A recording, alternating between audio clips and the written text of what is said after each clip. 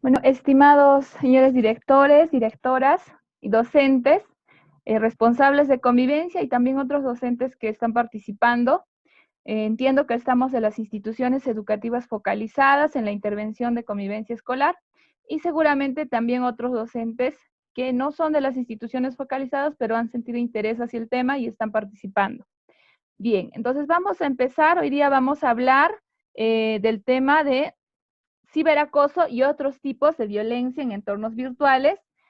Vamos a hablar en una primera parte, vamos a contar con mi participación, hablando como especialista de convivencia escolar de la UGEL Yunguyo, y voy a hablar justamente sobre el ciberacoso y cuáles son los otros tipos de violencia. Y en una segunda parte vamos a tener la participación del doctor Jorge Alberto Astorga Castillo, fiscal provincial de Civil y Familia de Yunguyo, y nos va a hablar de los aspectos legales de la violencia por los entornos virtuales. Entonces, este va a ser el programa de hoy día, estimados maestros. Y bien, voy a empezar desarrollando el tema. Posteriormente, también seguramente nos va a acompañar el especialista de tutoría, quien también nos va a dar algunos alcances. Sí, entonces voy a compartirles ahora mis diapositivas que están por aquí. Y nuevamente, ¿no? Reiterándoles el saludo y espero pues que se encuentren bien en sus hogares, disfrutando de la compañía de su familia o bien también ahora realizando trabajo remoto, muchos de nosotros, ¿no? Bien, vamos a empezar. Aquí está. Bien, como sabemos, ya hemos realizado una serie de sesiones sobre el tema de convivencia escolar, ¿no? Habíamos hablado en una primera parte de gestión emocional, de prácticas de autocuidado, hemos hablado también de las habilidades socioafectivas, de las normas de convivencia, de la disciplina positiva, sí, muchos aspectos. Entonces, también se les ha enviado material y si aún no se les ha enviado algún material, pues a través de sus correos se les va a regularizar ese envío, ¿sí? En el transcurso de esta semana.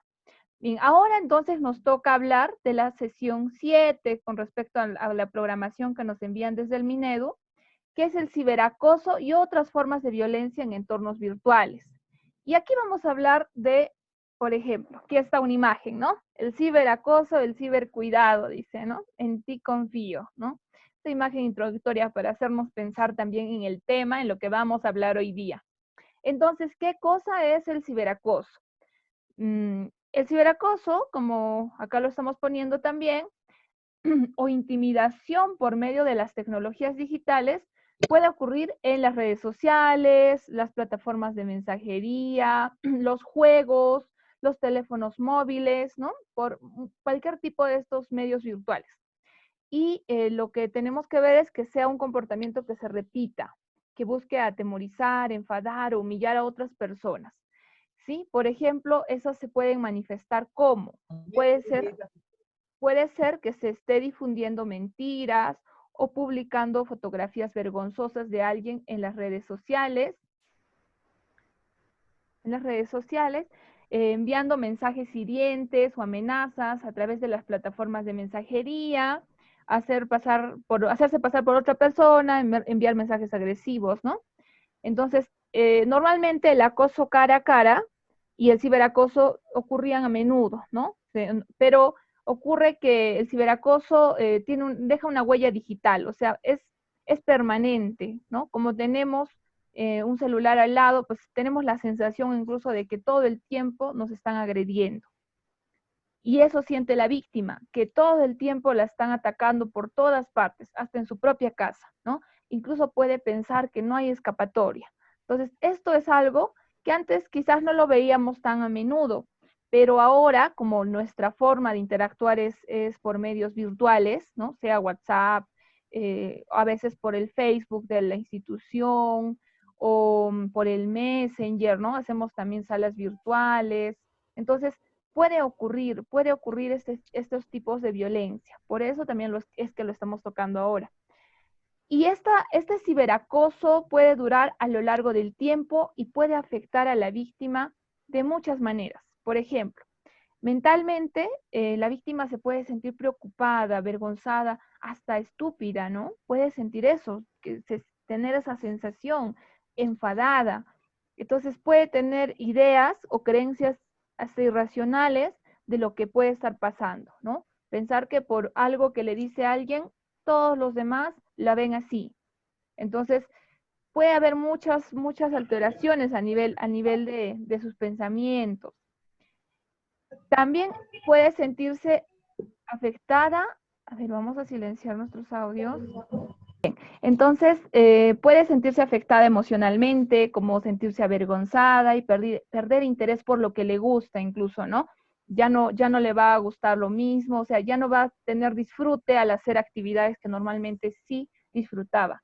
Y hasta sentir vergüenza, ¿no? Físicamente se puede sentir hasta cansada, perder el sueño, sufrir dolores de estómago, de cabeza, porque le afecta todas estas formas en que se está expresando la violencia hacia su persona, ¿no? Y ahí hay una imagen también que nos hace alusión a ello. Y recordemos que según el Decreto Supremo número 010-2012, se aprueba el reglamento de la ley número 29719, o sea, la ley que promueve la convivencia sin violencia en las instituciones educativas. Esta ley es importante y es la que justamente avala nuestra intervención, ¿no? Como convivencia escolar. Y pues entendemos ahí que el acoso escolar también puede manifestarse a través del ciberacoso o ciberbullying, ¿no? Esta también es una forma de violencia por redes, por medios virtuales. ¿Cómo podría distinguir el ciberacoso de otras formas de maltrato? Tenemos que ver, por ejemplo, que resulta un poco complicado distinguirlo de otras formas de maltrato, porque, por ejemplo, podemos ver algunas características que nos hacen distinguirlo. Primero, tiene que haber una continuidad en el tiempo, es decir, ser constante, por eso es acoso, ¿no? Y lo mismo pasaba cuando definíamos el bullying, tiene que ser constante, una violencia reiterada, entonces es ciberacoso por eso. También hay un desequilibrio de poder, es decir, implica una desventaja en la que el agresor se cree invulnerable, ya que el anonimato es su principal escudo de protección. Y por ende, la víctima no tiene la capacidad para defenderse, pues no sabe quién o quiénes son los agresores, ¿no? Entonces también hay una intencionalidad, es decir, que el agresor escoge deliberadamente como víctima y al estudiante que es percibido como más débil o vulnerable con la intención de causarle daño, ¿no? Esas son algunas características del ciberacoso que podríamos diferenciarlas de otras formas que pueda haber, ¿no? De violencia. Aquí, por ejemplo, ¿cómo se puede diferenciar del acoso escolar? El acoso escolar, el bullying, ocurría en espacios físicos, pero el ciberacoso escolar se da en espacios virtuales, ¿no? En esos que les decía que ahora estamos utilizando, donde estamos interactuando con nuestros estudiantes. Se mantiene contacto directo, eso en el acoso escolar presencial, ¿no? Contacto directo. Sin embargo, en el ciberacoso, el agresor por lo general oculta su identidad, o sea, se resguarda detrás de una falsa identidad. Por Facebook, por ejemplo, suele ocurrir esto, ¿no? Se repite en el tiempo también. También el ciberacoso se repite en el tiempo, pero esto puede ser las 24 horas del día, los 7 días de la semana, porque ahí está al lado de repente el celular que tiene el menor y va a estar recibiendo estos mensajes o quizás una foto suya está publicada en Facebook, alguien la compartió, entonces va a sentir que siempre les están burlando de él. Esto puede estar mucho más presente incluso, ¿no? Que el otro tipo de bullying que conocíamos y que ocurría en el espacio escolar, ¿no? En el colegio. Ahora, diferencia de poder entre el agresor y el agredido, eso ocurría en el acoso escolar. Y en el ciberacoso a veces vemos que cualquiera podría convertirse en acosador, o sea, cualquiera en los medios virtuales puede ejercer violencia frente a otro, ¿no? Incluso a veces de forma pasiva en muchos momentos. Entonces, igual podemos caracterizar un poco en una situación de ciberacoso quiénes participan. Está el acosado, el agredido o víctima, y este es al que están agrediendo a través de los medios digitales, ¿no? Después tenemos al acosador o agresor, quien sería la persona que acosa por los medios virtuales a un menor. Y los otros son los testigos. Y los testigos son los menores que conocen los hechos del caso y ellos a su vez podrían dividirse, ¿no? Por ejemplo, los testigos podrían ser los amigos del agresor, que lo apoyan, lo protegen, ¿no? Están también los reforzadores.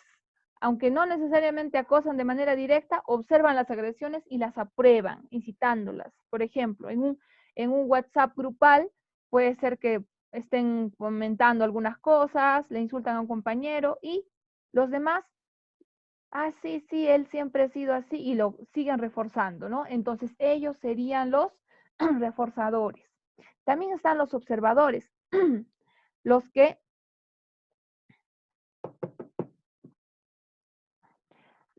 se muestran como neutrales y no quieren implicarse, ¿no? Pero toleran el acoso con su silencio. Entonces los observadores muchas veces refuerzan, sin quererlo, refuerzan esa violencia porque no dicen nada, ¿no?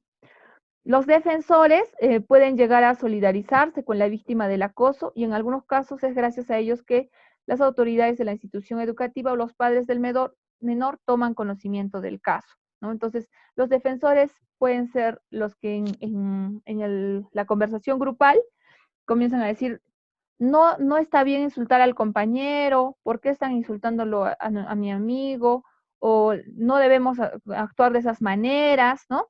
Entonces van y reportan el caso de repente, ¿no? Lo dicen a la profesora o le cuentan a sus padres, ¿no? Ellos pueden ser los defensores. Entonces, esta figura suele repetirse en las situaciones de violencia. Siempre hay, ¿no? Una víctima, un agresor y unos testigos. Y eso también se repite en el ciberacoso. Ahora, también hay unas creencias falsas que tenemos sobre el ciberacoso, ¿no? Algunos, por ejemplo, podemos creer que solo son bromas que se dan entre compañeros, ¿no? Que de repente están comentando una foto y, bueno, son bromas. Pero la verdad es que eh, el acosado, o sea, la víctima, puede sentir que este acoso pues es demasiado para él, ¿no? Lo afecta emocionalmente, ¿sí? Y eso también tiene que ver con la personalidad del menor, ¿no? Porque muchas veces una persona puede soportar muy bien algunas bromas, pero otros pueden ser mucho más susceptibles. Entonces, es importante no desmerecer lo que un niño o un adolescente nos dice que le está afectando. Ahora, ¿qué puede ser otra creencia falsa? Que el acosado se lo buscó, ¿no? Echarle la culpa. Y la realidad es que el acosado, como cualquier otro menor, hace uso de los medios virtuales para mantenerse interconectado con su entorno social. Y eso no da derecho que otros lo maltraten, ¿no? Que otros actúen en su contra. Ahora, otra creencia falsa es que el acosado no se queja, porque le gusta que le bromeen, si no respondería, dicen, ¿no? Pero la realidad es que muchas veces el agredido no sabe qué hacer frente a lo que le está diciendo el agresor. Tiene miedo que se burlen más, no sabe qué hacer, y más aún cuando no sabe quién le está agrediendo, porque muchas veces pueden utilizar cuentas falsas, ¿no? Entonces, es importante saber eso. Ahora, los agredidos o víctimas son personas débiles, esa es una creencia, ¿no? Pero la realidad es que cualquiera puede ser víctima de ciberacoso. Más aún si es que al agresor lo protege el anonimato, ¿no? Cualquiera nos podría escribir a través de las redes sociales y de repente chantajearnos, ¿no? Entonces, eso es algo que le puede pasar a cualquiera. También otra creencia falsa, hay que castigar a los menores que son agresores para que dejen de hacerlo. Entonces, la realidad puede ser más bien que si el agresor o acosador es un menor, al identificarlo y castigarlo, podemos implicar que esto puede ser para él una injusticia, ¿no? De repente realmente no es él el acosador, solo estamos deduciendo y le echamos la culpa, entonces no siempre puede ser lo mejor irnos hacia el fin de castigarlo sin incluso haber averiguado bien, ¿no? Y además es muy difícil llegar a encontrar quién es en algún momento, ¿no? Entonces, que manejar con pinzas este tipo de situaciones. Cuando nos percatamos del ciberacoso, esta es otra creencia falsa, cuando nos percatamos del ciberacoso, es mejor no intervenir, dejar que los estudiantes solucionen sus problemas, decimos, ¿no? Pero la verdad, la realidad puede ser que sea importante que nosotros podamos intervenir. ¿Por qué? Porque también puede ser necesario que el agredido reciba orientación, reciba contención emocional, pero también el agresor, ¿no? Que reciba este apoyo. ¿Por qué? Porque es un niño, un adolescente en desarrollo y probablemente muchas de las cosas que esté haciendo se deban al contexto en el que está viviendo y en las situaciones familiares que esté atravesando. Entonces, también necesita ayuda especializada si es que está incurriendo en estos actos, ¿no? Bien, bueno, ya ahí tenemos una idea de cómo se da el ciberacoso, qué puede ser el ciberacoso, ¿no? Pero también es importante que podamos orientar al estudiante para que evite el ciberacoso, para que no le ocurra a él esto. Y como directores, como responsables de convivencia y como docentes, podemos desde nuestras instituciones educativas prevenir, trabajar mucho en la prevención, porque quizás no haya pasado aún estos casos, quizás no veamos casos de violencia en nuestra institución, en este tema de la violencia virtual, pero puede ser que pase, ¿no? Más adelante. O puede ser también que se dé y nosotros no nos demos cuenta, que no se dé en los espacios donde nosotros estamos interactuando con ellos, sino en otros espacios donde no estamos presentes. Entonces, por eso es importante que sí los orientemos a los estudiantes en este aspecto. Primero, a ver, orientarles y fortalecerles para que no se dejen llevar por el pánico, ¿no? Si esto ocurre, podemos contar con alguien, podemos pedir ayuda, entonces que no se dejen llevar por el pánico. Pedir al acosado que solo brinde acceso a conocidos, bloqueando a todos los demás. Claro que sí, solamente hay que buscar formas de proteger nuestras cuentas, todos en general, pero en especial en este caso, para el que estamos hablando, los niños y los adolescentes que pues, son más vulnerables, ¿no? Y debemos cuidar de que sepan cuál es el valor de la privacidad también de los datos. Que protejan su PC, su laptop o su celular de posibles intrusiones, ¿no? Esto pasa a veces cuando por ejemplo, a veces los padres, que muchas personas recién están aprendiendo a interactuar con los celulares smartphone, entonces puede ser que hay cualquier link que aparece, lo apretan y bueno, no cuidan muchas veces su privacidad, ¿no? O sin saberlo exponen su privacidad también. Otra, proteja su conexión Wi-Fi inalámbrica de acceso externo, que configure la privacidad de sus redes sociales y utilice contraseñas seguras, ¿no? Puede ser algunas formas, pero también hay otras. Hay material que se puede elaborar en forma de infografías, de videos, de audios, que podemos utilizarlas también para difundirlas con los estudiantes o con los padres de familia, ¿no? Para que protejan a sus hijos. Ahora, si ocurriera un caso de ciberacoso, debemos saber que no solo afecta a los involucrados, o sea, lo que dijimos, ¿no? Las víctimas, los agresores, sino también a los que los rodean, ¿no? También a los otros estudiantes, al colegio completo y a las familias, ¿no? Entonces, es importante verlo en esa magnitud. También para la convivencia e interacción de la calidad de todo el grupo humano debe co-crear condiciones que permitan la autorregulación. O sea, aquí nos estamos yendo a lo que hablábamos anterior vez, las normas de convivencia.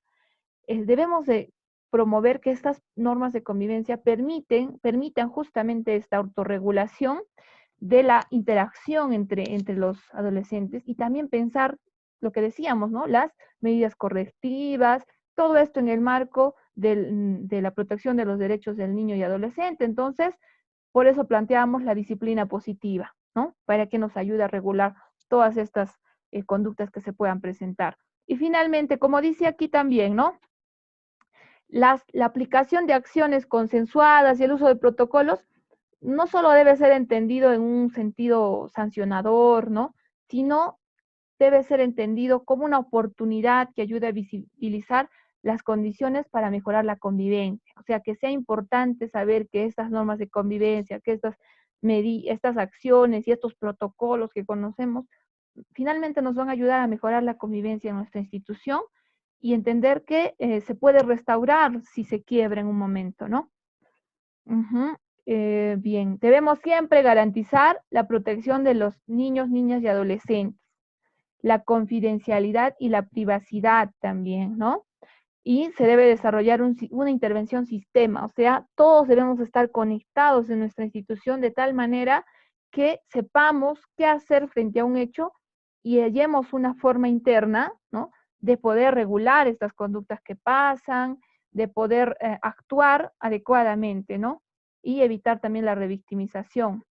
Tener por eso acciones articuladas, coordinadas, ¿sí? Y si ocurre un caso de acoso, de ciberacoso, y bueno, ya es reiterado, entonces nosotros podemos actuar, sabemos que contamos con el CICB, ¿no? Es una forma de visibilizar cómo una institución va gestionando los casos de violencia, ¿no? Cómo va atendiéndolos. Entonces, tienen ahí una línea, ¿no? 0876-888 y el portal del CICB donde se puede reportar estos casos. Sabemos que según el Decreto Supremo 004-2018 tenemos los protocolos, ¿no? De atención. Ahí en los protocolos nos indica también qué pasos seguir, cómo debemos hacer. De todas formas, a veces siempre hay dudas, entonces ahí me pueden llamar a mí como especialista de convivencia escolar, les puedo dar la asistencia técnica necesaria, ¿no? Para saber cómo podemos actuar. Sabemos también que el responsable de subir los casos al CICB es el responsable de convivencia de cada institución educativa y él subiría el caso. De todas formas, también como les digo, me pueden llamar y podemos darle el seguimiento necesario al caso que esté ocurriendo, ¿no? Pero aparte del ciberbullying que puede ocurrir en una institución educativa, entre los estudiantes, en las interacciones, nuestros niños y adolescentes también están expuestos a otros tipos de violencia, que quizás muchos los hemos escuchado, pero otros tal vez no, ¿no? Entonces, vamos a hablar de esos tipos. Uno es el grooming. ¿El grooming qué es? Es cuando un adulto se contacta con una niña, niño o adolescente por los medios virtuales y gana su confianza. Lo manipula para que le envíe fotos o videos íntimos, ¿no? Entonces, luego, ¿qué hace con esto? Lo chantajea, le pide que tenga encuentros sexuales en línea o de forma presencial, le obliga a ser explotado sexualmente, le pide que le envíe más fotos o videos íntimos o le pide dinero, ¿no? De lo contrario, lo atemoriza mencionando que publicará las fotos y videos. Entonces, ¿qué hace el agresor para lograr estos fines? Crea un perfil falso en redes sociales. Se hace pasar por otro niño, niña o adolescente que la víctima ya conoce, ¿no? Y a veces el agresor no se vuelve a poner en contacto con el niño, niña o adolescente una vez que ha conseguido las fotos, los videos que quería. Y los puede usar para comercializarlos incluso hasta en medios, en páginas pornográficas, ¿no? ¿Qué ha ocurrido? Entonces, estos casos pueden pasar, ¿no? Los menores están expuestos a estas situaciones y a veces no saben utilizar bien los medios de comunicación, las redes sociales, ¿no? Los espacios virtuales. Entonces, si no tienen la debida orientación, pueden caer en estas situaciones. Entonces, es importante que sepamos esto para qué, para actuar, ¿no? En una medida preventiva, pero también denunciar si es que se diera el caso, ¿no? Porque esta acción constituye un delito. Esta del grooming es un delito y puede ser denunciado. Entonces ya posteriormente también el doctor Jorge nos va a explicar cómo podemos hacer para en tema legal, en los aspectos legales, ver estas situaciones también, ¿no? De la violencia en entornos virtuales. Pero sí es importante saber, por ejemplo, que en este caso, pues el niño, niña o adolescente necesita esta orientación. O sea, no solamente es reñirle, gritarle, o sancionarle porque él está provocando, ¿no? Como decíamos en las creencias falsas, no solamente eso, ¿no? Sino tenemos que ir hacia un pensamiento reflexivo, preguntarle qué ha pasado, porque él también se siente afectado frente a esto, ¿no? Es una forma de agresión hacia él. Y también existe el sexting. ¿Y qué es el sexting? Consiste en el envío de imágenes y videos íntimos de contenido sexual, pero esto se da de forma voluntaria a otras personas. Es cierto que esto no es un delito porque lo están haciendo de forma voluntaria, pero es una conducta de alto riesgo. Entonces, a veces los adolescentes podrían hacer esto, ¿no? Podrían enviar videos o fotos íntimas a sus parejas, a sus enamoraditos, o también lo pueden hacer a personas extrañas, porque muchas veces se da de manera conjunta con el grooming, ¿no? O sea, se contacta a una persona desconocida usando una cuenta falsa y saben que a veces hasta hay relaciones de enamorados por internet, ¿no? En instituciones educativas yo conversaba con los jóvenes y algunos dicen, sí, tengo mi enamorada, ya, ¿y de dónde es tu enamorada? Es que solo nos conocemos por internet, dicen, ¿no? Ah, ya, y solo por internet y nunca se han visto, no, recién nos vamos a encontrar tal fecha. Entonces, ¿cómo sabe él que realmente esa persona existe? Si es de su edad, puede ser un adulto. Entonces, a veces, voluntariamente incluso les pueden enviar videos, fotos, porque no toman las precauciones del caso, porque no saben lo que implica, ¿no? Y es bueno saber que todas las imágenes que puedan enviar pueden sufrir de algunas cosas. Por ejemplo, descontextualización de la situación, o sea, la imagen ha sido tomada en un contexto específico, en una situación específica, pero muchas veces cuando ya va a las redes sociales, cuando ya entra al mundo del Internet, ya no nos pertenece. Entonces, como ya no nos pertenece, ya no nos pertenece en el sentido de que entrando al Internet cualquiera lo puede utilizar, lo puede filtrar, lo puede manejar de muchas maneras y lo descontextualiza. Lo puede utilizar para otro tipo de páginas que hacen daño al estudiante, ¿no? También la exposición, es decir, la circulación de una imagen en la web, que la reciben, las personas que la reciben pueden también, pues, verlo al menor en muchas situaciones, ¿no? Y se va a ver expuesto el estudiante. El daño a la identidad o huella digital puede dañar la reputación del niño, niña o adolescente, ¿no? Entonces, estas imágenes después son muy difíciles de borrar una vez que ya están en las redes, en el Internet. Es difícil, las copian, las pegan, las ponen en otro espacio, las guardan. Ya no se puede a veces saber quién ha enviado esa imagen inicialmente. ¿Sí? Entonces es importante por eso actuar en la prevención de estos hechos, ¿sí? Y bueno, también en el tema de la denuncia, también al ser el grooming un delito, pues podemos denunciarlo, ¿no? Y también hay algunas formas, aspectos legales que ya tocaremos en el siguiente tema. Pero acá hay unas imágenes que yo les he incluido, ¿sí? En Internet no todo es lo que parece, dice, ¿no? ¿Qué peligros puedes encontrar? Bueno, esta es una infografía, se las voy a enviar también para que podamos un poco sensibilizar a los adolescentes que puedan estar utilizando las redes sociales, ¿no? De mala forma. ¿Qué hacer ante un caso de explotación sexual en línea? También aquí estamos, ¿no? La Policía Nacional del Perú, podemos llamar. Hay 5 consejos para usar Internet de forma segura. Por ejemplo, tener en cuenta que en el mundo virtual hay tantos peligros como en la vida real. Es, es igual y a veces mucho peor, ¿no?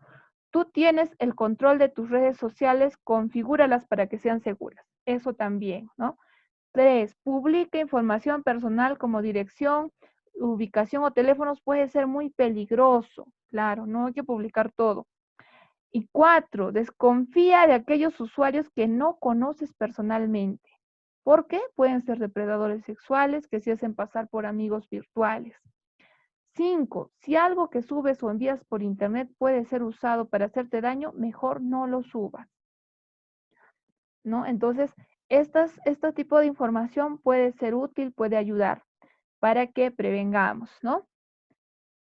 Por ejemplo, acá, ¿no? Hey, una foto, quiero conocerte. ¿Ya cuándo? Así contestan los adolescentes a veces, ¿no? Hola, hola, y un corazoncito y muchos besitos y así les mandan. Entonces, a veces no podemos tener conciencia de que el Internet significa lo mismo que en la vida real, pero no medimos muchas veces eso, ¿no? Bien, entonces también acá hay unos consejos para un Facebook seguro, un Instagram seguro, WhatsApp seguro, YouTube seguro, que básicamente son configuraciones de privacidad. También les enviaría eso. A ver, hay un comentario. Ahorita lo vamos a leer. Bien, aquí he puesto algunos links que nos pueden servir para enviarlos a los padres de familia y enviarlos a los estudiantes también, ¿no? De forma que pueda ayudar también en la prevención, sobre todo, prevención para que no ocurran estos casos. Y si ocurrieran, pues ya tenemos que denunciar, sabemos, ¿no? Y usar las plataformas con las que en el Minedu contamos, que sería el CICB, ¿no? Y los protocolos para la atención de la violencia contra niños, niñas y adolescentes en el espacio educativo, ¿no? Bien, ahora, para finalizar mi presentación, yo les quiero mostrar esto de aquí.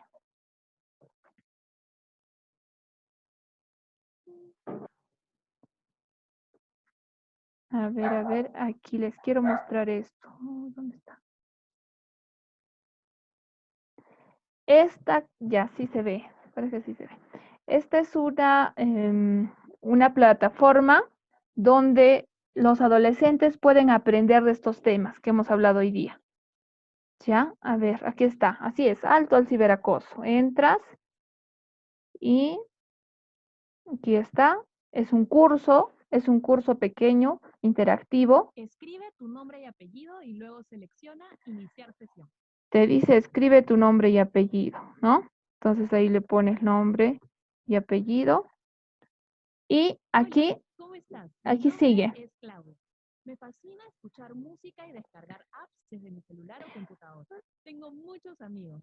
Entonces aquí sigue ella habla, no se escucha seguramente, pero está hablando, da unas indicaciones y es un curso que tiene 27 pasos, ¿no? De forma continua se puede realizar en media hora a una hora, ¿no? Una hora, digamos. En una hora se puede realizar y el adolescente puede aprender acá del ciberacoso, del grooming, del sexting y cómo prevenir, cómo cuidarse para no caer en este tipo de situaciones que lo pongan en riesgo. Entonces, esto, por ejemplo, podríamos trabajarlo con cuarto y quinto de secundaria. Eh, Podría opcionalmente, los que contaran con estudiantes que tienen conectividad a Internet, podrían realizarlo, ¿no? Entiendo que en otros contextos no va a ser posible porque se gastan también los datos que los estudiantes se recargan para la estrategia Aprendo en Casa. Pero si están en la posibilidad, pueden utilizarlo. Esto también está en Aprendo en Casa, en el portal, está este link. Sí, igual les voy a enviar también esto para que podamos usarlo como un recurso, quienes podamos hacerlo a través de la coordinación de tutoría, ¿no? De los docentes, ¿sí? Entonces, hasta ahí, estimados directores y docentes, es mi participación. Bien, ahora, si hubiera alguna pregunta por ahí, o si no, en el final también podemos contestar todas las preguntas. Entonces voy a dar pase y la bienvenida al doctor Jorge Alberto Astorga Castillo, eh, quien es fiscal provincial civil y familia de Yunguyo, ¿sí? Y él nos va a hablar de aspectos legales de la violencia por entornos virtuales.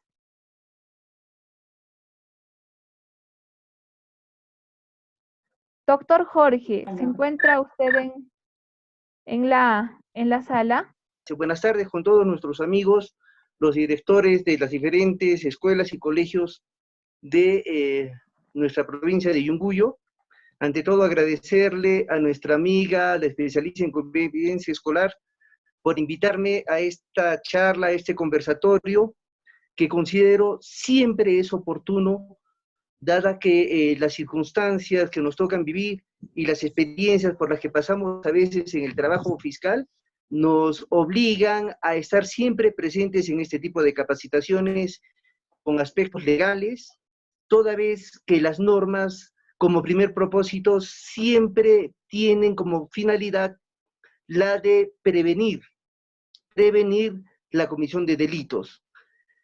En este caso nos toca un poco hablar sobre el ciberacoso, algo que está de moda hace tiempo, pero que con este problema que tenemos de pandemia incluso ha cobrado mayor vigencia, dado que nuestros alumnos están ahora más conectados a nivel virtual por este sistema de Internet. Tengo entendido que están todos los directores de los diferentes colegios.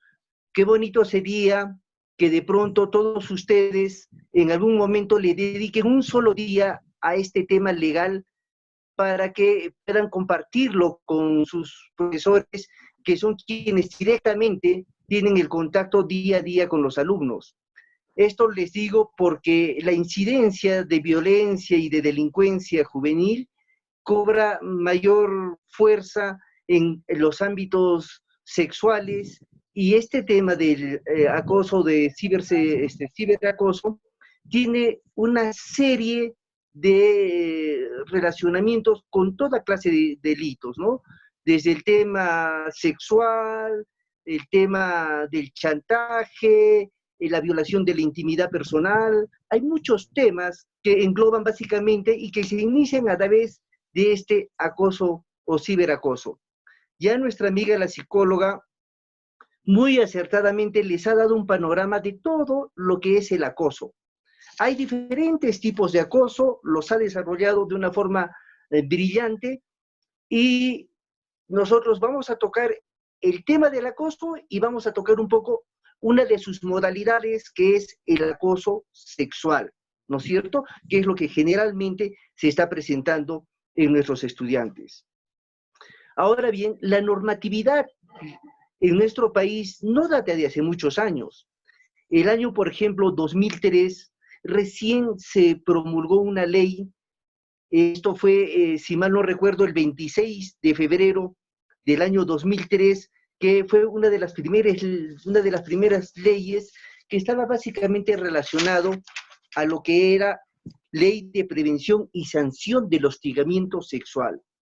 Esta es una ley general, obviamente, y habla sobre este hostigamiento sexual que se viene presentando, por ejemplo, en las instituciones del Estado, en los colegios, en las universidades, en las municipalidades, en todas las instituciones, ¿no? Entonces, esta ley, que fue la ley 27.942, establecía una serie de tipificaciones sobre las conductas que algunos servidores y funcionarios públicos realizaban en el ámbito laboral, básicamente, y establecía un procedimiento para sancionar ese tipo de conductas, pero estaban sancionadas a nivel básicamente administrativo, con procesos disciplinarios, ¿no es cierto? Entonces, estamos hablando ya que de pronto el acoso hace su aparición en el 2003 a través de esta ley contra el hostigamiento sexual. Pero los casos se siguen presentando y nosotros avanzamos y llegamos al año 2015, y exactamente me refiero al 5 de marzo del 2015, donde ya el gobierno promulga una ley que se llama Ley para Prevenir y Sancionar el Acoso Sexual en Espacios Públicos. ¿Se dan cuenta? Miren, no es hasta el 2015 en que ya más o menos se empieza a tocar más de una forma más fuerte el tema del acoso sexual. Ustedes se acordarán que en Lima no se vive mucho en nuestras provincias, en Yunguyo, pero sí en Lima, por ejemplo, que sobre todo nuestros amigos de construcción civil eran los especialistas molestando sobre todo a las mujeres cuando desde los techos, en las construcciones, les lanzaban cada piropo a veces subido de tono que terminaba siendo un insulto, una vejación hacia la mujer. Entonces todo esto conllevó precisamente a que exista la dación de esta primera ley que se llama, de esta ley de acoso sexual en espacios públicos. Y también dentro de esta ley, por ejemplo, que es del 5 de marzo del 2015, es que precisamente se establece que dentro de la valla escolar se debe de tocar estos temas. Miren, estamos hablando del 2015 y estamos ahora 2020 y estamos ya prácticamente dando cumplimiento a esta ley, ¿no? Obviamente en algunos años pasados también se han tocado estos temas, pero dentro de la valla curricular escolar, los profesores están obligados por ley de 30.314. Por favor, yo les voy a pedir que apunten el número de esta ley.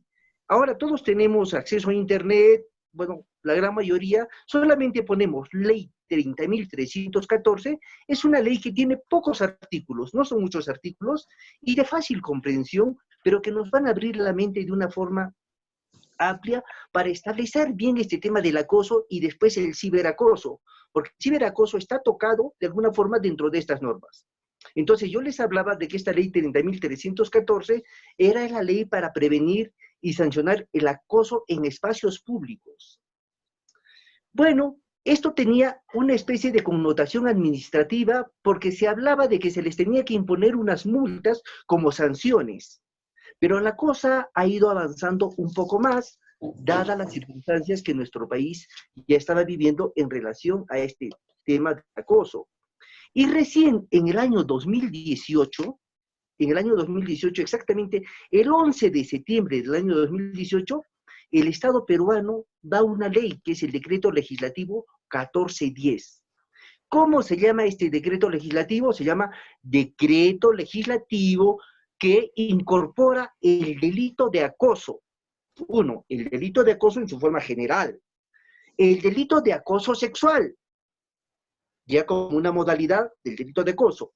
El chantaje sexual y difusión de imágenes y materiales de audio, visuales o de contenido sexual.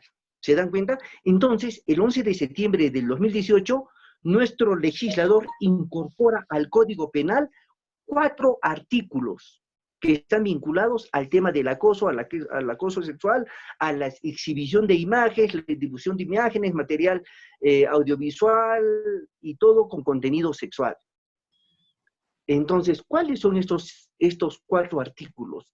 Estos 4 artículos pues aparecen descritos en el Decreto Legislativo 1410 y no son tampoco amplios, o sea, permite a cualquier ciudadano sin necesidad de que tenga una preparación jurídica de poder leer, alcanzar estos artículos y establecer la esencia, el contenido que tienen para poder divulgarlo a los estudiantes. Nosotros en la función que cumplimos en la Fiscalía Civil, Familia y Prevención del Delito de Yunguyo, por ejemplo, estamos viendo cosas anómalas ya en el tema sexual. Se están presentando violaciones sexuales de menores de edad hacia menores de edad, pero con un rasgo diferente. Es decir, que las violaciones no solamente son vaginales, sino que ahora se están dando violaciones vaginales y al mismo tiempo contra natura o anales. ¿Qué nos indica esto? Que algo no está funcionando bien. Que una de las fuentes de información de los estudiantes tiene que ser la pornografía.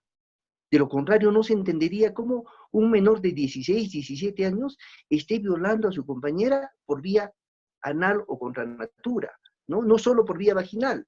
Entonces, esto es importante para ustedes los directores, y yo les decía, qué bonito sería que de pronto en un día se junte el director con todos los profesores y digamos, miren, vamos a leer lo que es el decreto, la ley 30.314 para venir a sancionar el acoso sexual en espacios públicos, que nos va a abrir la mente, y también vamos a leer el decreto legislativo 1410 del 11 de septiembre del 2018.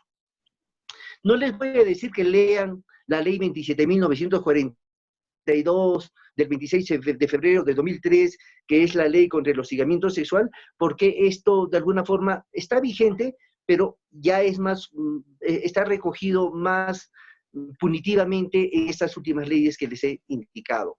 Y estas 2 últimas leyes que les he indicado son leyes bastante cortas, que nos van a permitir a nosotros establecer cuáles son las modalidades, las conductas que se tipifican y cuáles son las sanciones que pueden acarrear a estas personas.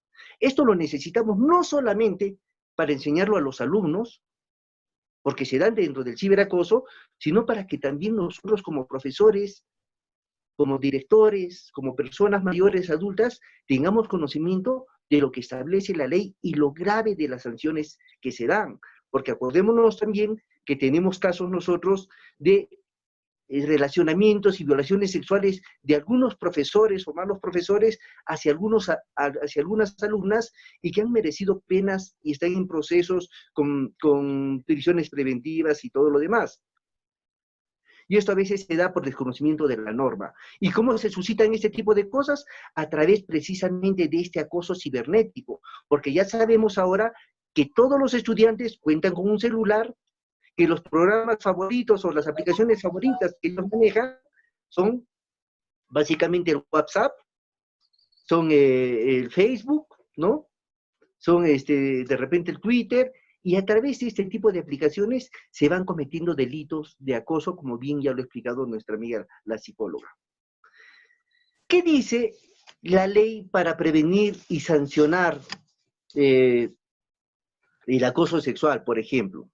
Vamos a nosotros tocar algunos aspectos importantes de la ley y el artículo para que ustedes sepan. Se incorpora 4 artículos, uno de ellos es el 651A, que lleva por título en el Código Penal el acoso. Y es importante que yo les lea y ustedes retengan esto para que vean cómo el legislador lo que quiere es sancionar a las personas que realizan este acoso. El acoso es uno solo que se puede realizar de forma presencial directamente por interpósita persona o a través precisamente de este ciberacoso del internet y de las aplicaciones que nosotros ya conocemos. El artículo 151 que está vigente desde el año 2018 y que recién fue incorporado al Código Penal, es decir, que antes del 2018 no había sanciones penales para este tipo de conductas. Este artículo 151 dice, el que de forma reiterada, miren, primero dice de forma reiterada, continua o habitual, y por cualquier medio, cuando hablamos de cualquier medio, ya estamos hablando de los medios del internet, ¿no? Nos hacemos básicamente referencia al ciberacoso, dice, y por cualquier medio, vigila, persigue, hostiga, asedia o busca establecer contacto o cercanía con una persona sin su consentimiento. Acá estamos hablando en general, no estamos diciendo con un estudiante de 4º año, de 5º año, nada. Estamos hablando de que esa persona que asedia, que vigila, que persigue a una persona, puede ser varón o puede ser mujer, ¿no? Y lo hace sin su consentimiento. Pero primero dice de forma continua o habitual. Dice, de modo que pueda alterar el normal desarrollo de su vida. Miren, tiene que haber una alteración de su vida, ¿no se acuerdan? Ya no puedo ir al mercado porque me lo encuentro, me persigue acá. Ya no puedo hacer nada, donde voy está ahí. ¿Se dan cuenta? Entonces dice que pueda alterar el normal desarrollo de su vida. Será reprimido con pena privativa de la libertad no menor de 1 año ni mayor de 4 años. Esta pena de no menor de 1 año ni mayor de 4 años en el derecho penal es una pena leve. Porque sabemos, y sepan ustedes como directores, que las penas, cuando se sentencia a una persona con pena superior de 4 años a más, es pena efectiva. El juez te sentencia a 4 años y 1 día y no puede hacerse nada porque te vas al penal sí o sí.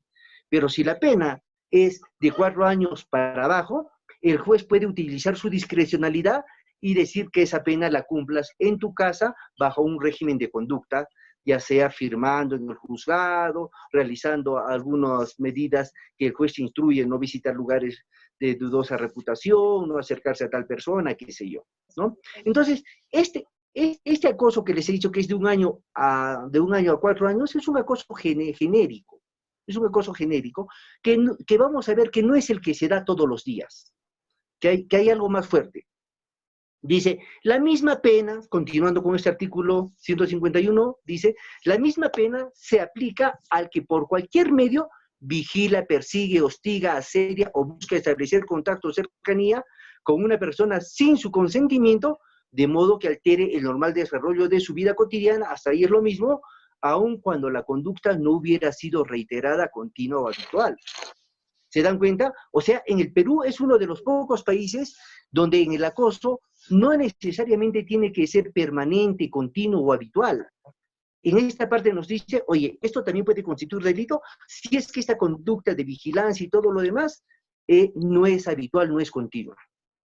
Pero ahí estamos todavía con una pena leve. Seguimos leyendo el mismo artículo y nos dice,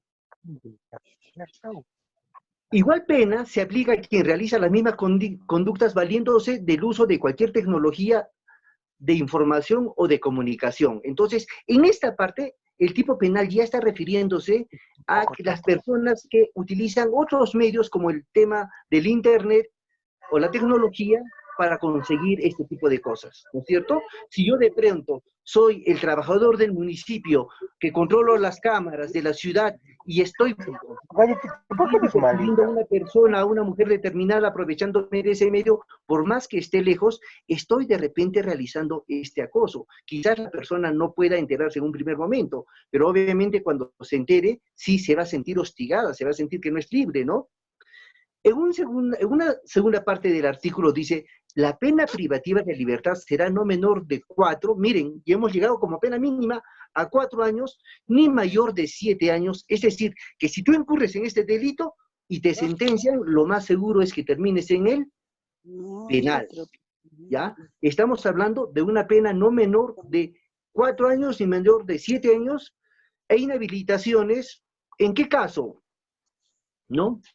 Vamos a poner en qué casos. Y dice, cuando la víctima es menor de edad. Entonces, si un menor de edad empieza a acosar a otro menor de edad y la víctima es menor de edad, obviamente las penas ya son mayores. Y nos muestran el artículo diferentes espacios en los cuales se llega a este tipo de acoso, ¿no? Dice, una de las agravantes es que la víctima sea menor de edad, o es persona adulta mayor. Sabemos que una persona adulta mayor es a partir de los 65 años, se encuentra en estado de gestación o es persona con discapacidad. Este acoso a estas personas resulta siendo más grave.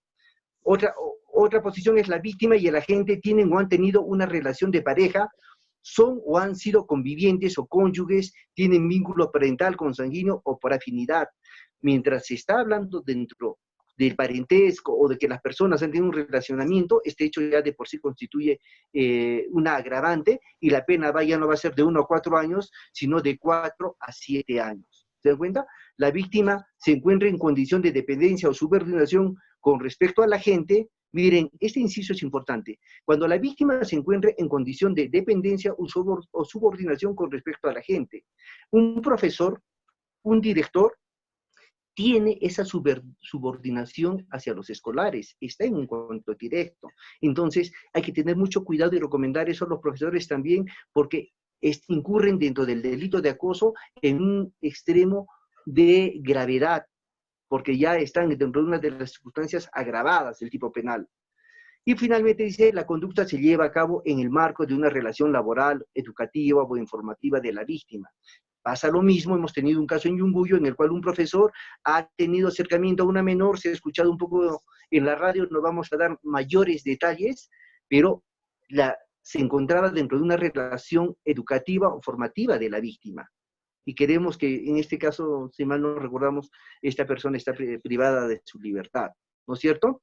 Entonces, este es el acoso, pero dense cuenta que hemos hablado del acoso general, no hemos hablado de un acoso netamente sexual. Hemos hablado de un acoso general, ¿se dan cuenta? Pero la incidencia de los ciberacosos generalmente tienen una incidencia netamente sexual ahora. A veces se dan los insultos, los hostigamientos, la baja autoestima a través de insultos por el Facebook, por Internet, pero lo que más nosotros estamos viendo son las conductas que vamos a describir a continuación.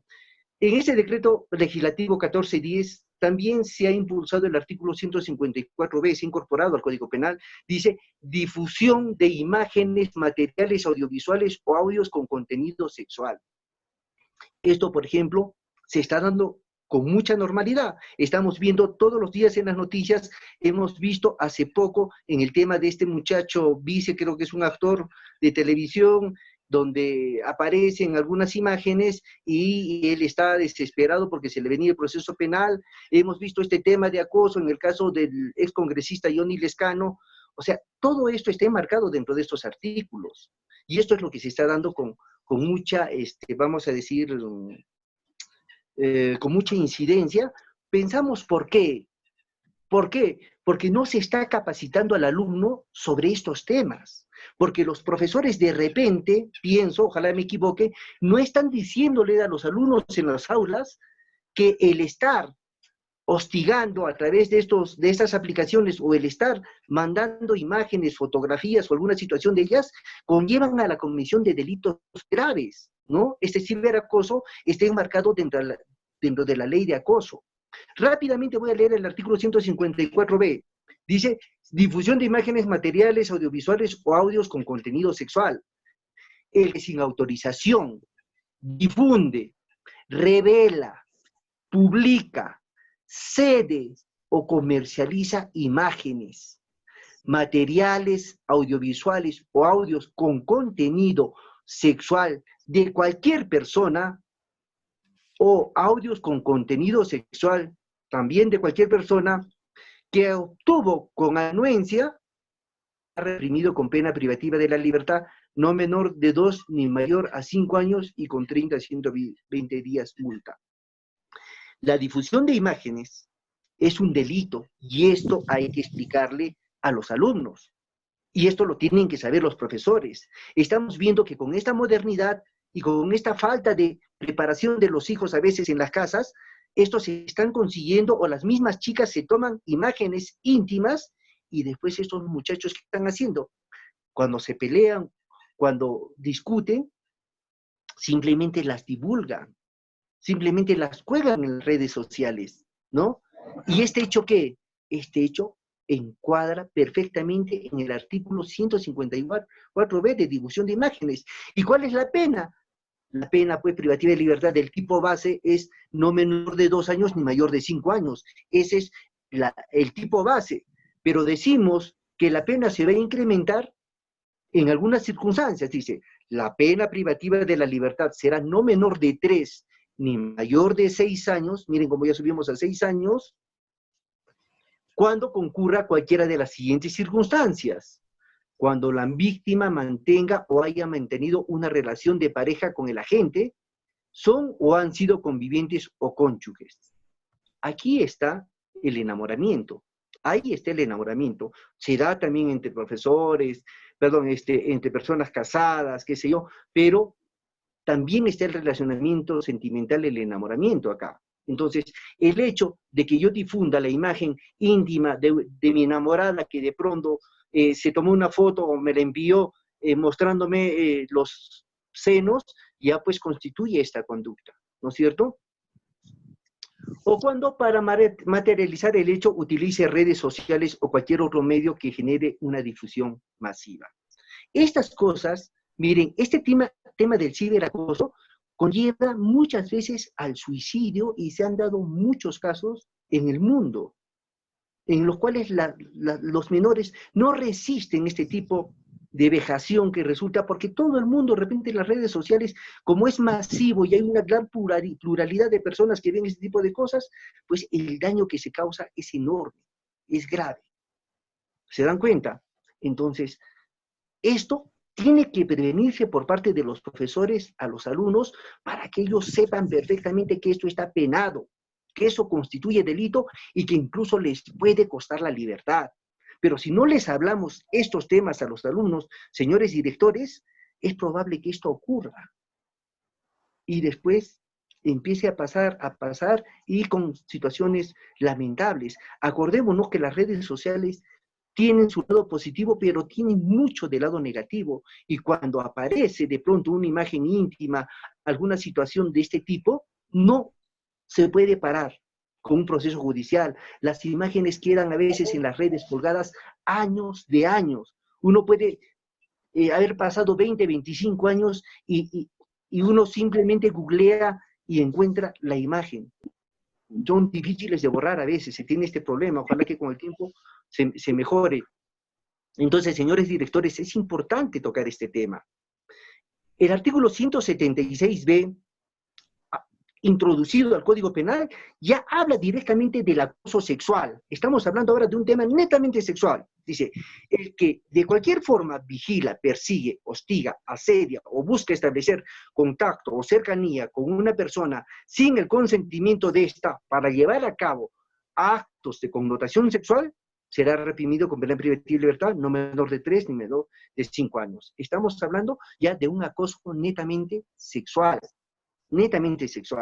¿no? El acoso simple era de 1 a 4 años, pero el acoso sexual ya tiene como pena mínima 3 a 5 años. Estamos hablando de un tipo base.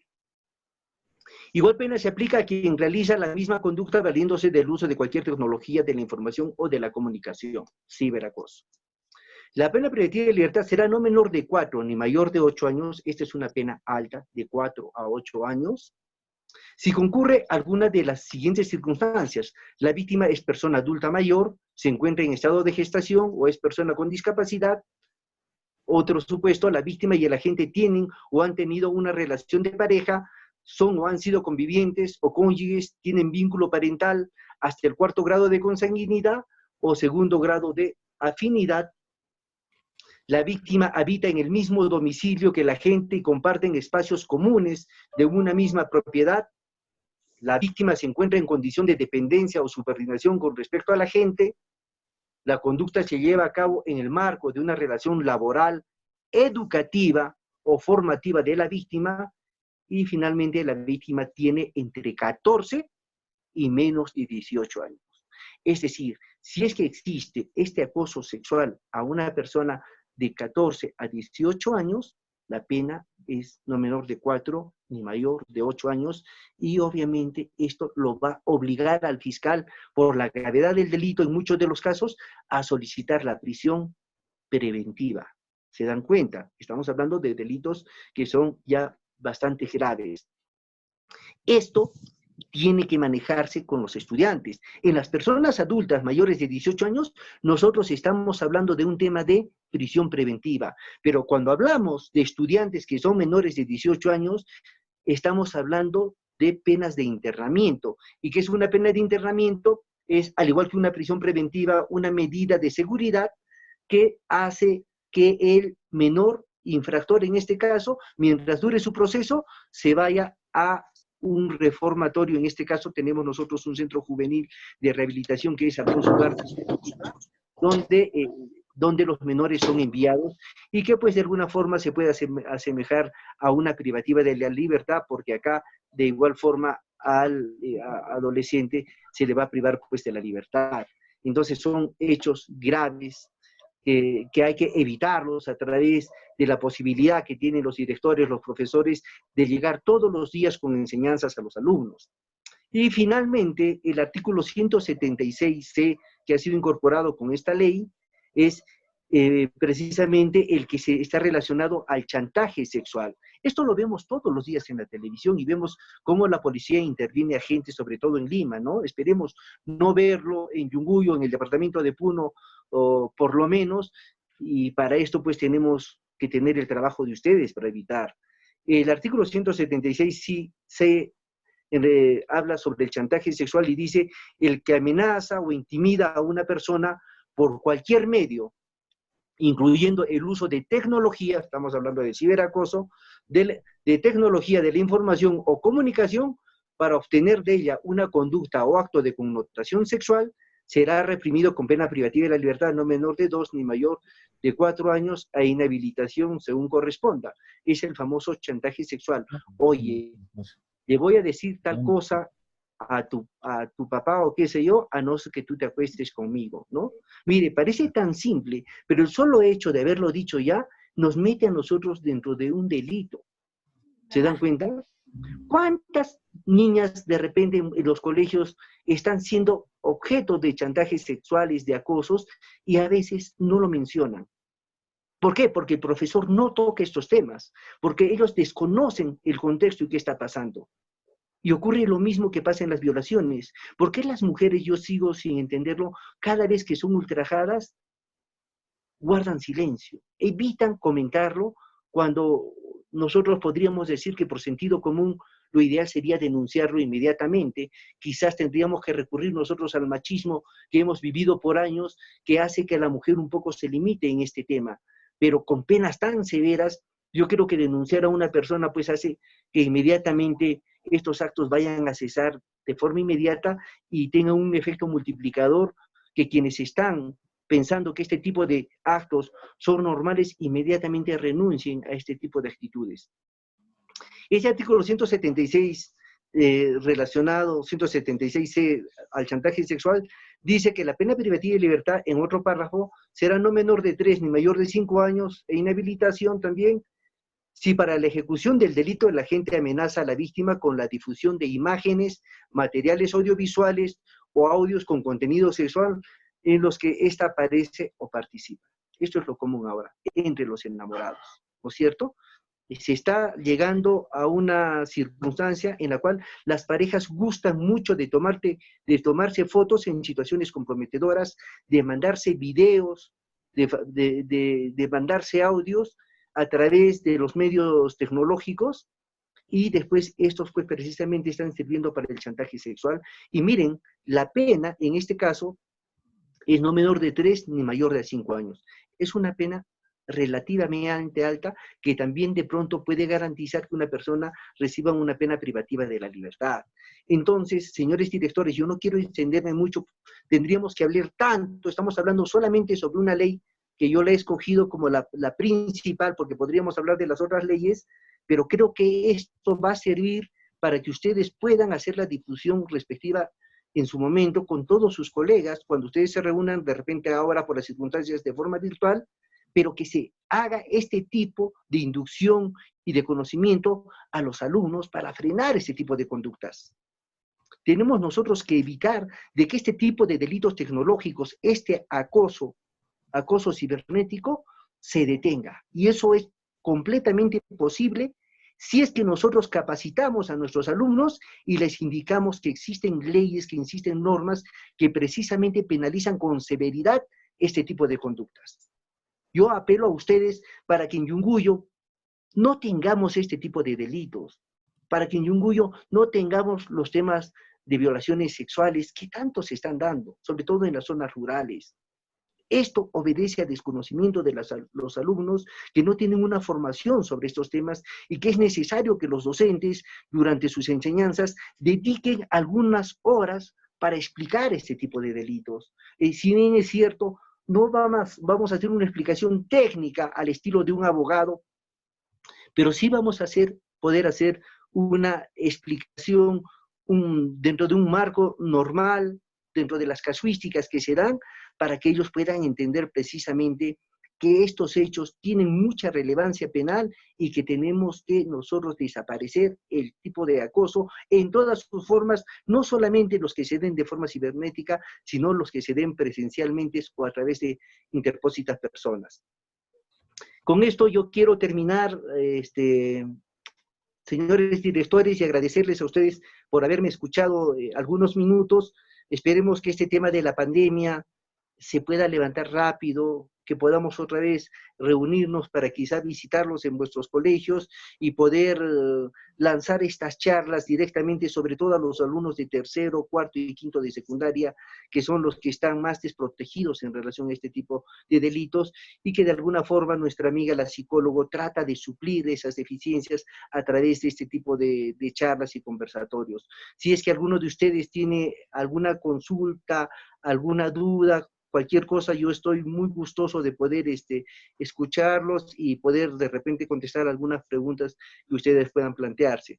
Muchas gracias a todos ustedes por la atención. Le agradecemos, doctor Jorge Astorga, por habernos ilustrado acerca de este tema tan importante, y de acuerdo también a la problemática que usted ha visto y la casuística, es necesario que hablemos esto en nuestras instituciones educativas y que hagamos la réplica, ¿no? Me parece importante que ahora podamos hacer llegar las consultas, las dudas que tengamos. Entonces vamos a abrir este espacio de preguntas para que podamos hacerle llegar al doctor Jorge, y también si tuvieran alguna, yo también puedo acotar en alguna parte, ¿no?, que sea necesaria. Entonces, les dejo en la palabra, señores directores y docentes, para que podamos hacer las preguntas, o comentarios también podría ser. Bien. Parece que no habría preguntas, pero de repente alguno se va animando a hacer una pregunta, sería muy importante, porque yo sé que de repente en nuestras instituciones educativas hemos notado estos casos, hemos visto el tema del ciberacoso, que si bien es cierto, no se ha ido dando quizás, pero como dice el doctor, tenemos que ver a prevenir, tenemos que ver hacia el futuro, si pueda ocurrir, ¿qué haríamos, no? En nuestros casos, ¿cómo podríamos también hacer la asistencia técnica a nuestros docentes, a los padres de familia cuando nos consulten acerca de un caso? Porque no solamente hablamos de temas educativos, ¿no? Nosotros también ahora estamos hablando de educar en la prevención, hablamos por eso de la convivencia escolar y es muy importante hablar justamente de medidas preventivas. Doctor, le voy a hacer en todo caso yo una pregunta y yo sé que uno de los directores ahorita se va a animar a hacer una. Bien, usted nos decía que frente a las normativas, también se puede hacer denuncia si es que hay un adolescente que está incurriendo en estos actos, ¿no? De acoso. Y a mí me generaba un poco la duda, por ejemplo, si el adolescente tuviera 12 años, o sea, fuera menor de 14 años, ¿podría haber alguna forma legal o qué es lo que se puede hacer legalmente frente a eso? En la diferencia si el adolescente agresor tuviera más de 14 años, ¿no? Esa diferencia me gustaría que nos la vuelva a repetir, por favor. Bueno, gracias. Mire, normalmente las penas para los menores infractores se están dando generalmente de los 14 años para arriba, pero no significa que si un menor de 14 años comete alguno de estos hechos no tenga ningún proceso. En el Código de los Niños y Adolescentes se dictan medidas socioeducativas como sanciones y también se dictan medidas de protección. Las medidas de protección, que son obviamente más leves, se dictan a los menores infractores menores de 14 años. Y las medidas socioeducativas, entre ellas, por ejemplo, la más fuerte, la internación, se dictan a los menores que son mayores de 14 años hasta los 18 años y con mayor intensidad, pues, a los que tienen 17 y 18 años, ¿no es cierto? Obviamente, el nivel de la edad es importante. Ahora, por ejemplo, dentro de las casuísticas, permíteme comentarte, ya ha habido sentencias efectivas en relación a este tipo de acosos. Y yo recuerdo haber visto hace algún tiempo, si ustedes lo googlean y lo ven en YouTube, ¿perdón? Señores directores, que es importante que lo sepan, cómo una persona acosaba a una chica de 16 años que era su enamorada, con la que enamoró aproximadamente un año, y por el WhatsApp le decía: vas a morir si no vuelves conmigo, voy a matar a todas las personas con las que converses, ¿no? Eres una tal, eres una cual. Y era un asedio permanente a través del WhatsApp, que uno podría decir de pronto, bueno, pues bloquéalo y se acaba el problema, ¿no? Pero esta persona era bloqueada, regresaba por el Facebook y trataba de alguna forma, y solamente era a través del WhatsApp, ¿eh? Las tenían así. Lo sentenciaron a 4 años y 8 meses de pena efectiva. Esto apareció en un reportaje en Cuarto Poder. Entonces, son delitos pues graves, son delitos graves, ¿no? Alguien podría decir, pero es leve, y el abogado lo dijo en esa oportunidad, pero es leve, mi cliente es una persona desequilibrada que solamente necesita un poco de tratamiento psicológico. Nos parece un exceso que pues lo haya mandado a la cárcel por 4 años y 8 meses, pero no es pues tan simple, ¿no? Imagínense la carga emocional que tiene la menor, que se sentía porque le mandaba dibujos, voy a matar, y le mandaba esos íconos, esos dibujitos de pistolas, qué sé yo, que terminaban siendo para la menor aterrorizadores. Entonces, sí, pues a través del WhatsApp también obviamente se puede conseguir este tipo de acosos, ¿no? Muchas gracias, doctor Jorge. Sí, también quisiera hablar sobre la pregunta que hace el profesor Yasmani. Dice, si existe un acoso por WhatsApp entre estudiantes, ¿se debe ingresar al CICB? Bien, como sabemos, el CICB es una forma de visibilizar la violencia que existe en las instituciones educativas y darles, o sea, el CICB no va a resolver los casos, y eso es importante que lo sepamos, ¿no? A veces muchos directores o docentes dicen, pero he subido al CICB y nada, ¿no? No ha pasado nada, pero no va a resolver el caso. Lo que hace es visibilizar lo que usted, como director y junto a sus docentes, hacen para resolver y dar atención a ese caso de violencia, ¿no? Entonces, es importante que podamos darle atención. Ahora, hemos dicho que vamos a subir al CICB, sí, sí, pero súbalo y hay que hacerle el seguimiento.